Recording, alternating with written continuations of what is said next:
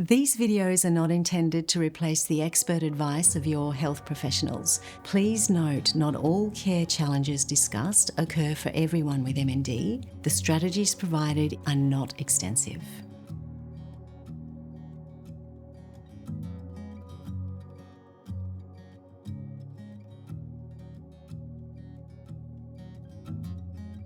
MND affects the muscles that control the movement and strength of the muscles in our mouth and our throat and our vocal cords, and it can also impact on our breathing. Specifically with MND, some of the changes that you might experience include slurred speech or slower speech. You might also experience some voice changes, so your voice becomes softer or more hoarse or more breathy. Woke up one morning and I thought, my speech isn't right. We communicate in so many ways. Communication can include talking. It can also include our facial expressions and our body language, or it may be through alternative ways of communicating as well.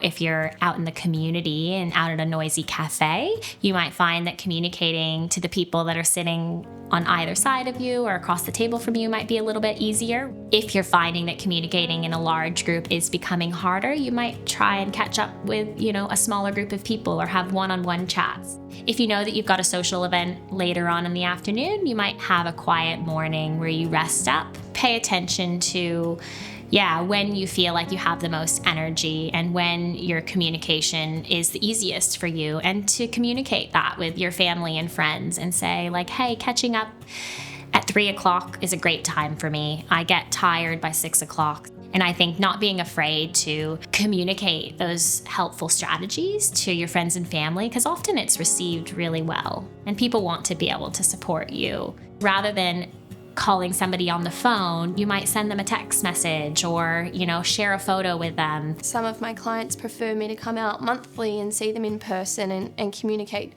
with them face to face. Others, it's text message or a phone call or email.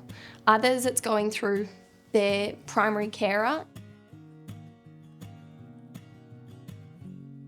So for the family, and particularly for the main carer, it's really lovely when they can develop different ways of communicating. The intensity of a stare, where particularly a partner can pick up on what the person is feeling, thinking, needing. That's powerful.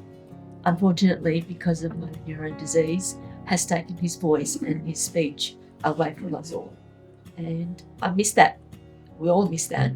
So I have to speak on his behalf. One of my clients prefers that I give her husband a call. She will then write out what she's wanting to say to me on the boogie board. He will read that out to me over the phone, and that's how we communicate. She's still very much within that conversation, and her wishes and needs are heard. One strategy that's always good to clarify, because people can have differing views, is some people find it really helpful if you finish the sentence, if you know what they're going to say, and some people might find that really annoying. So I think that can be really helpful to clarify with the person living with MND in terms of how they want you to respond. You can ask them to speak in a shorter phrase or give you a word to provide you with some context of what it is that they're talking about.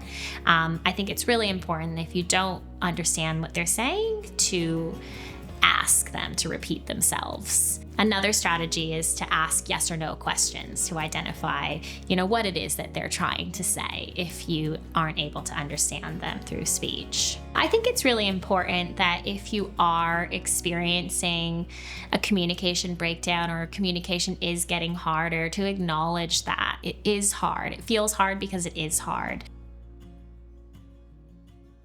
An alphabet board can be a really helpful tool to support somebody to communicate. So if they've got hand function, they can point to the letters on the board and you can determine what it is that they're trying to say.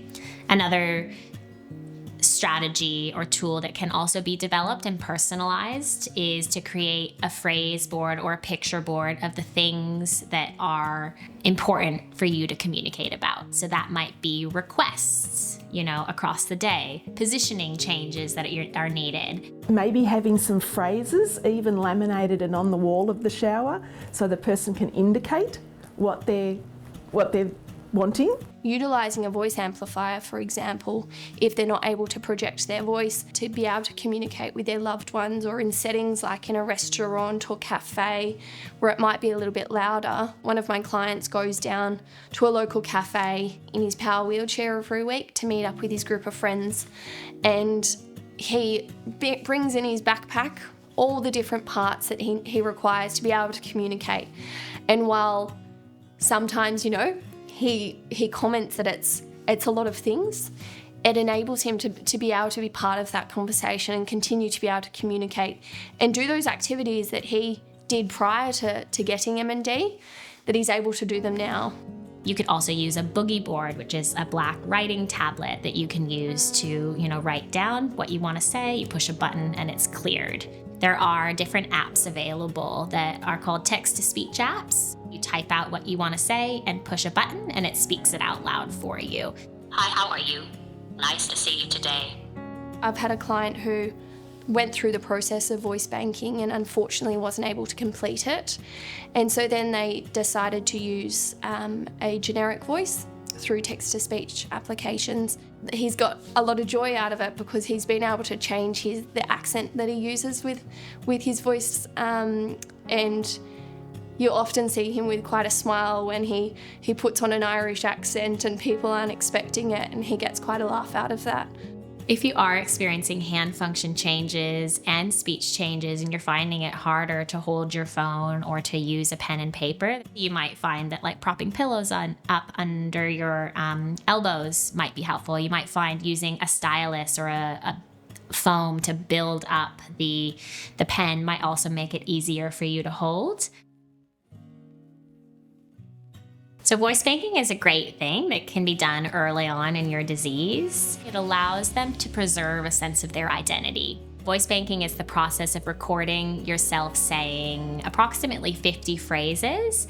A computer program generates and creates a synthesized voice. That synthesized voice can then be downloaded into communication apps later on, if and when that's something that you're needing. Another option that some people opt for is using message banking, so just recording certain phrases or certain words.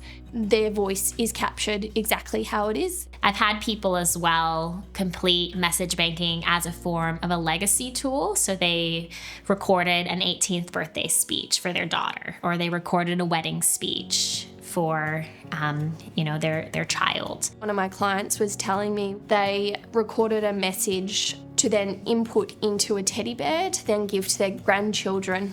It's really important because we want to have the opportune time and not risk missing that opportunity to record the person's voice. There are also lots of hands-free communication supports that are available. That includes a head mouse that allows you to control your computer, or there's the eye gaze communication devices that allow you to control your computer using the movement of your eyes. That's amazing technology because it allows you to have so much independence.